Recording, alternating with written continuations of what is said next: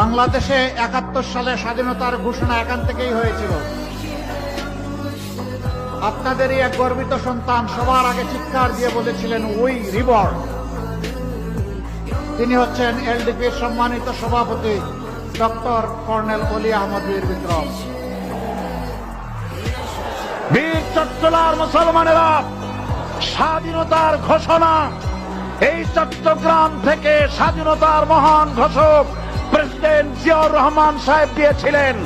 এই চট্টগ্রাম থেকেই জিয়াউর রহমান সাহেব সন্ধ্যার পরে বাংলাদেশের স্বাধীনতা ঘোষণা করলেন। আমি পাশে বসা ছিলাম। এখানে কোনো সাক্ষীর প্রয়োজন নেই। এখানে কোনো রাজনীতিবিদের কথা শুনে বা কোনো নেতার কথা শুনে জিয়াউর রহমান সাহেব স্বাধীনতার ঘোষণা দেন নাই। এটা আমি আমাদের পক্ষ থেকে আমাদের সিদ্ধান্ত অনুযায়ী এই স্বাধীনতার ঘোষণা দেওয়া হয়েছিল।